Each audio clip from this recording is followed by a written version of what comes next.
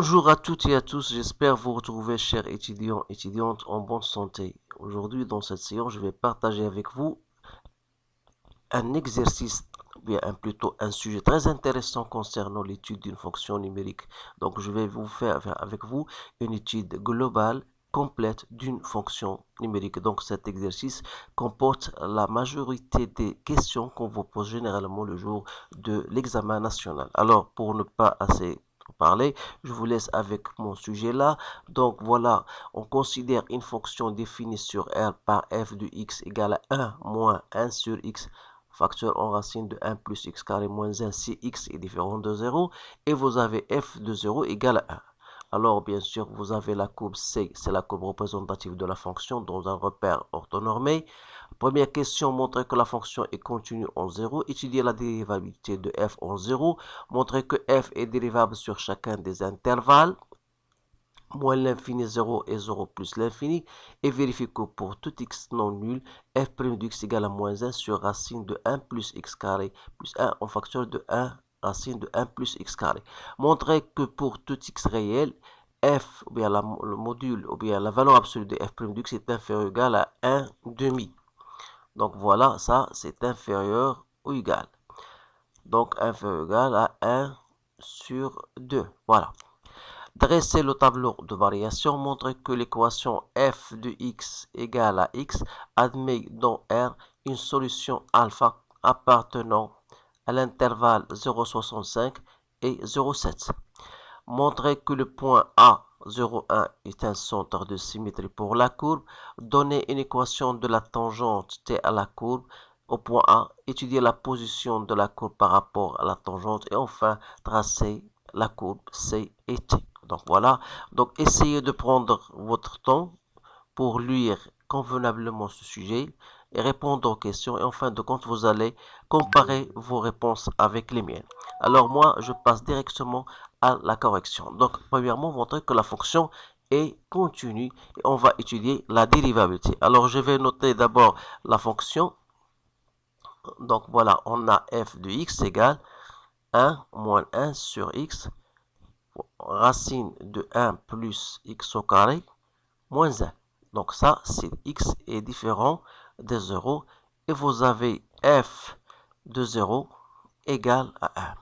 Alors, pour montrer que la fonction est continue, il suffit de montrer que limite de f de x lorsque tend vers 0 égale à f de 0. Donc, c'est la limite lorsque x tend vers 0 de la fonction 1 moins 1 sur x racine de 1 plus x au carré moins 1. Alors, si vous essayez de remplacer x par 0, vous aurez 1 moins 1, c'est 0. Sur 0, c'est une forme indéterminée. Alors, il faut penser à d'autres choses. Donc, c'est la limite. Lorsqu'il tend vers 0, je peux l'écrire de cette manière pour faciliter la tâche. Donc, 1 plus x au carré moins 1 sur x. Voilà. Donc, c'est la limite lorsqu'il tend vers 0 de 1. Alors ici, je peux faire multiplier par la forme conjuguée. Donc voilà, j'aurai ici racine de 1 plus x au carré plus 1. Et je dois diviser par ici x, donc il reste x. Donc ici, je mets 1 plus x au carré plus 1. Alors, vous avez affaire à une identité remarquable. Donc, il reste 1 moins 1 plus x au carré moins 1 sur x racine de 1 plus x au carré plus 1. Soi-disant, donc je simplifie 1 avec 1, donc il me reste limite lorsqu'x tend vers 0 de 1 moins. Donc x carré divisé par x, donc il reste ici x sur racine de 1 plus x au carré plus 1. Alors si je remplace x par 0, donc ce terme-là est nul, il me reste 1. Et comme 1, c'est f de 0, donc je dis que la fonction f est continue en 0.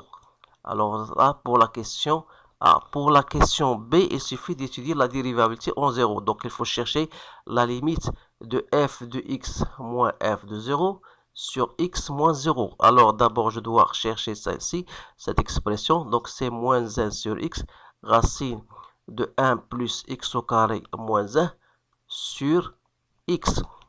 Alors, ça va me donner, je fais ressortir le signe moins, donc il me reste racine de 1 plus x au carré, moins 1. Donc voilà, sur x, avec ce x-là, ça me donne x au carré. Donc, c'est-à-dire, de la même manière, je vais penser à multiplier par la forme conjuguée, donc 1 plus x au carré moins 1, fois racine de 1 plus x au carré plus 1, voilà, sur x au carré, et aussi j'aurai 1 plus x au carré plus 1. Alors, a moins b fois a plus b, donc c'est a carré moins b carré, j'aurai 1 plus x carré moins 1, ça sera donc, j'aurai ici x au carré, sur x au carré, racine de 1 plus x au carré plus 1. Donc, en simplifiant par x carré, donc il me reste moins 1 sur racine de 1 plus x au carré plus 1. Et par conséquent, la limite de f de x moins f de 0 sur x moins 0 lorsque tend vers 0, si je remplace par 0, j'aurai ici moins 1 demi. Donc, comme moins 1 demi appartenant à R, ça veut dire que la fonction est donc dérivable en 0. Donc, bien sûr, on va demander l'interprétation géométrique. Donc, on va s'intéresser à dire que la fonction est bien dérivable au point 0 normalement. Et la courbe va admettre une tangente, bien sûr, qu'on devra déterminer son équation. Et je pense que c'est une question qui va se poser après cela. Donc, maintenant, je vais passer à la question 2. Alors, on vous dit, voilà, montrer que f est dérivable sur l'intervalle moins l'infini 0 et 0 plus l'infini. Donc, c'est son domaine de définition. Alors, bien sûr, je sais que f de x, donc je vais le réécrire. Donc, f de x étant égal à 1 moins 1 sur x, racine de 1 plus x au carré, moins 1. Donc, ça, il se compose de deux fonctions. La première fonction, c'était 1 sur x. Et la deuxième fonction qui à tout x fait correspondre racine de 1 plus x au carré moins 1. Donc, on sait que cette fonction-là, elle est bien dérivable sur R étoile, c'est-à-dire sur moins l'infini 0 et 0 plus l'infini. Et l'on est de même pour cette fonction. Voilà, c'est facile à le remarquer. Alors, deux fonctions qui sont dérivables, donc le produit sera aussi dérivable. Donc, c'est-à-dire que racine de 1 plus x carré, ou bien x carré plus 1 moins 1, que je dois multiplier par 1 sur x, ou bien moins 1 sur x, ça revient au même. Donc, si je fais ici moins, ça revient toujours au même. Donc, c'est-à-dire cette fonction-là, elle est bien dérivable sur R étoile. Donc, c'est la toute fonction qui fait correspondre ceci.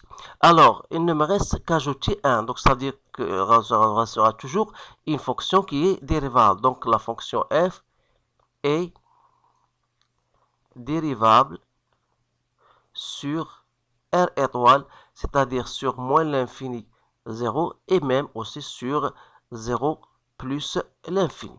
Alors, une fois j'ai répondu à cette question, donc je dois chercher f' de x. Alors, pour la recherche de f' de x, j'ai une fonction qui est sous forme d'un produit, c'est-à-dire je dois chercher la dérivée de moins 1 sur x, racine de 1 plus x au carré moins 1.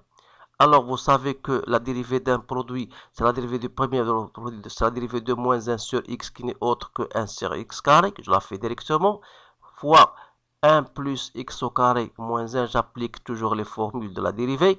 Donc, il me reste moins 1 sur x fois la dérivée de ce qui est entre parenthèses, qui est 2x sur 2 racines de 4. Donc, là, je vais simplifier 2 avec 2. Donc, il me reste x sur racine de 1 plus x carré. J'espère que tout le monde a bien compris ce que je viens de dire. Donc, je pourrais simplifier. Donc, il me reste racine de 1 plus x au carré moins 1 sur x au carré. Et ici, il me reste 1 sur racine de 1 plus x au carré. Alors, je dois mettre au même dénominateur. Donc, 1 plus x au carré en facteur de 1 plus x au carré moins 1 moins x au carré sur x au carré fois 1 plus x au carré. Donc voilà pour donc je vais développer mon calcul. Donc ça me donne 1 plus x au carré moins racine de 1 plus x au carré moins x au carré sur x au carré racine de 1 plus x carré. Alors si je simplifie, donc il me reste donc 1 moins racine de 1 plus x au carré sur x au carré racine de 1 plus x carré. Alors si je multiplie par le conjugué, c'est-à-dire je peux utiliser le conjugué pour aboutir au résultat voulu. Donc voilà, 1 plus x au carré, le tout sur x au carré racine de 1 plus x carré que je dois multiplier par 1 plus racine de x carré. Alors, c'est une identité remarquable, donc ça donne a carré moins b carré, donc je vais simplifier avec le 1, donc il me reste moins x au carré, que je dois simplifier par ce x carré, donc je vais aboutir, voilà, à la solution, bien au résultat final, 1 plus x carré fois 1 plus racine de 1 plus x au carré, donc c'est bien l'expression voulue, voilà. Donc, je passe maintenant à la question qui vient après. Montrer que pour tout x, f' de x est inférieur à 1 demi, c'est-à-dire le module de la fonction. Donc, pour la question B, on a le module de f' de x, c'est le module de moins 1, donc c'est toujours 1, et ce qui est au dénominateur, il est toujours positif, donc il reste 1 plus x au carré, fois 1 plus racine de 1 plus x carré. Donc on veut montrer que cela est inférieur à 1 demi. Alors pour ce faire, il suffit d'étudier l'encadrement. On sait que quel que soit x appartenant à R, vous aurez tout le temps x au carré supérieur ou égal à 0. Ça veut dire que 1 plus x carré est supérieur ou égal à 1. De la même manière, 1 plus racine de x carré supérieur à 1. C'est-à-dire si j'ajoute 1, donc j'aurai ça est supérieur à 2. Alors, à cela, il s'ajoute, donc si je combine cette expression et le fait que 1 plus x au carré est supérieur à 1, alors si je fais le produit, bien sûr, de ces deux termes-là, j'aurai racine de 1 plus x au carré fois 1 plus racine de 1 plus x au carré est supérieur bien égal à 2. Alors si je fais l'inverse, donc l'inverse sera 1 sur racine de 1 plus x au carré 1 plus racine de 1 plus x au carré est inférieur à 1 demi. Alors, je sais bien sûr que ce terme-là, il est toujours supérieur à 0. Et comme 0 est supérieur à moins 1 demi, alors je peux donc conclure que f' de x, il est bien inférieur à 1 demi. Alors voilà, pour la question C, on va dresser notre tableau de variation. Donc là, j'ai x, donc f' de x, et j'ai f de x. Alors, le domaine de définition, c'était moins l'infini, 0 plus l'infini. Donc voilà, la dérivée, il faut faire ressortir ce 0-là. Donc, je sais que la fonction, elle est négative de part et d'autre. Donc, votre allure de tableau de variation sera comme ça. Sachant que là, il faut chercher limite de moins l'infini que j'ai trouvé égale à 2. Donc, je vais le montrer avec vous. Et plus l'infini est égal à 0. Et l'image de 0 était égale à 1. Ce qui prouve que 1, 0, 1 est un centre de symétrie qu'on va bien sûr le montrer par la suite. Donc maintenant, je vais vous donner comment on va trouver cette limite. Donc bien sûr, il faut le montrer. Pour en ce qui concerne limite de f de x lorsqu'il tend vers moins l'infini, c'est la limite lorsqu'il tend vers moins l'infini de 1 moins 1 sur x racine de 1 plus x au carré moins 1. Donc, c'est bien la limite lorsqu'il tend vers moins l'infini de 1. Donc, si je fais ici je vais ressortir, je vais mettre x carré en facteur. Alors, en le sortant de racine, je dois même faire attention, ce sera la valeur absolue de x. Donc, il reste ici 1 plus 1 sur x au carré moins 1 sur x. Alors, c'est la limite lorsqu'x tend vers moins l'infini de 1. Donc, la racine de la valeur absolue de x sera dans ce cas moins x parce que x tend vers moins l'infini. Donc, j'aurai ici plus et je vais mettre x ou bien moins x en facteur. Donc, ça me donne bien sûr ici x en facteur de quoi? De racine de 1 plus 1 sur x carré. Et j'aurai ici plus 1 sur x et que je divise par x. Alors, en simplifiant, donc il reste ça tend vers 0. Donc, 1 plus 1, c'est bien égal à 2. De la même manière, vous allez le faire pour limite de f de x lorsqu'il tend vers plus l'infini. Vous allez trouver, c'est simple, de la même manière, vous allez trouver 0. Donc, bien sûr, l'interprétation, c'est-à-dire que vous aurez ici deux asymptotes horizontales, l'une d'équation y égale à 0 et l'autre d'équation y égale à 2. Alors, voilà. Maintenant, je passe à la question qui suit, c'est bien sûr, voilà, montrer que f de x égale x admet dans R une seule solution alpha appartenant à l'intervalle 0,65 et 0,7. Alors là, ça va vous faire appel à théorème des accroissements finis, dire que f de x égale à 0, ça veut dire que f de x moins x égale à 0. Alors je pose g de x est égal à f de x moins x. Alors ça nous fait rappeler que dire que g de x égale à 0, donc première des choses, il faut montrer, bien sûr, c'est une chose qui est simple, donc g il est continu sur R étoile, en particulier sur l'intervalle que je dois appeler I pour ne pas toujours l'écrire. Donc, parce qu'il fait appel, fait partie de R étoile. Alors, pourquoi il est continu? Parce qu'il est composé de deux fonctions continues. La fonction f, elle est continue sur R étoile et x est continu sur R. Alors, ça est continu sur R étoile. Donc, d'autre part, il faut montrer que d'étudier la monotonie. Donc, on a G, elle est décroissante d'après notre tableau de variation. Donc, elle est décroissante sur l'intervalle I. Il nous reste une autre condition, c'est qu'il faut chercher G de 0,65 et G de 0,7. Alors, pour la première, j'ai trouvé moi, j'ai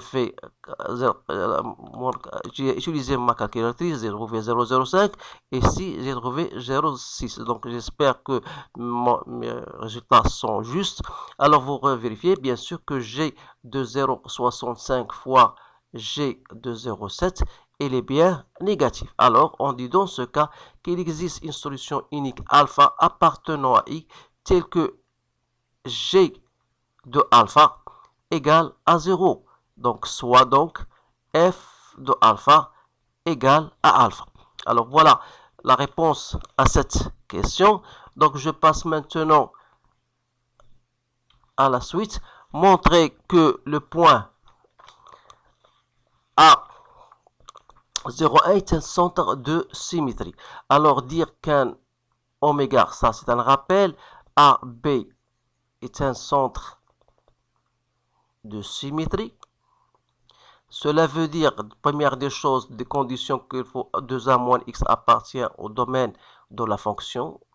Et il faut montrer que f de 2a moins x plus f de x doit être égal à 2b. Donc, il faut vérifier cela. Alors, pour nous, 2a moins x, c'est-à-dire ça nous donne moins x appartient à domaine de f. Et 2a moins x, c'est-à-dire f de moins x plus f de x. Avec f de moins x, c'est 1 plus 1 sur x racine de 1 plus x au carré moins 1. Et plus f de x, donc c'est 1 moins 1 sur x racine de 1 plus x au carré moins 1. Donc on va simplifier ces deux termes-là. Donc il nous reste 2. Donc c'est bien égal à 2b, 2 fois 1. Donc ça veut dire donc que A01 est un centre de symétrie pour la fonction c de f, ou bien pour la courbe représentative. Alors voilà pour la question A. Pour la question B, donner une équation à la tangente t. Bien sûr, on a vu que f est bien dérivable en 0. Donc l'équation de la tangente, ça c'est f' de 0 fois x moins 0 plus f de 0. Comme la dérivée qu'on a trouvée, c'était 1 demi, ou bien moins 1 demi, fois x plus f de 0 est égal à 1. Donc voilà l'équation de la tangente t. Donc voilà, étudier maintenant la position. Donc il faut faire la différence f de x moins y. F de x moins y, donc c'est 1 moins 1 sur x racine de 1 plus x au carré moins 1 plus 1 demi x moins 1. Donc c'est bien, maintenant je vais se débarrasser de ce 1 et je vais même mettre au même dénominateur. Alors le dénominateur c'était 2x, alors je vais multiplier par x ici, ça me donne x carré moins 2 racine de 1 plus x au carré moins 1. Donc je l'ai fait directement, voilà 2 fois et x, et c'est bien x carré. Donc voilà, donc ça me donne x au carré, donc moins 2 par moins 1 c'est quoi? C'est plus 2, moins 2 racine de 1 plus x au carré sur 2x. Alors ici, c'est une question un peu délicate. Donc normalement, vous devez avoir assez d'intuition. Donc je peux mettre ici 1 plus x au carré, moins 2 racines de 1 plus x au carré, plus 1. Je peux l'écrire de cette manière-là. Alors, vous savez pourquoi? Pour tout simplement pour vous faire apparaître une identité remarquable. Donc, c'est 1 plus x au carré, moins 1, le tout au carré sur 2x. Alors, une fois, je sais que le numérateur est toujours positif, donc le signe de f de x moins y est celui de dénominateur. Alors, si x appartient à l'intervalle moins l'infini 0, j'aurai dans ce cas f de x moins y est négatif, c'est-à-dire que de c de f se trouvera au-dessous de la tangente t. Alors, si x appartenant à 0 plus l'infini, on aura le contraire, c'est-à-dire c de f sera au-dessus de t. Donc voilà, donc il me reste, je pense que la représentation graphique, je l'ai déjà préparée pour ne pas perdre assez de temps. Voilà, je vous donne l'intuition, bien je vous donne quelques idées pour tracer votre fonction. Il faut quand même tracer les deux asymptotes horizontales. Bien sûr, l'asymptote y égale à 0, c'est l'abscisse, l'axe des abscisses. Il me reste l'asymptote horizontale d'équation y égale à 2. Alors, n'oubliez pas que le point A, ici, c'est un centre de symétrie. Vous pouvez utiliser votre compas pour tracer l'autre côté. Alors, j'ai tracé la tangente d'équation y est égale à 1 demi x moins 1 demi x plus 1, donc je l'ai bien tracé, et il faut quand même tenir compte du fait que pour moins l'infini 0, vous avez l'équation, bien la courbe au-dessous de la tangente, alors pour 0 plus l'infini, la courbe se trouve au-dessus de la tangente. Voilà votre courbe. J'ai essayé bien sûr de la refaire, et je vous remercie quand même de votre attention, et si vous voulez d'autres exercices ou bien d'autres sujets assez intéressant et assez difficile, allez bien sûr, vous allez entrer dans mon site maths et physique en poche ou bien plus simplement bac en poche. Vous allez trouver dans ma playlist concernant l'étude des fonctions, trucs et astuces, tous les types de fonctions difficiles et bien sûr comportent des questions un peu délicates. Alors, je vous remercie encore de votre attention. Je vous souhaite une bonne chance et je vous dis à bientôt.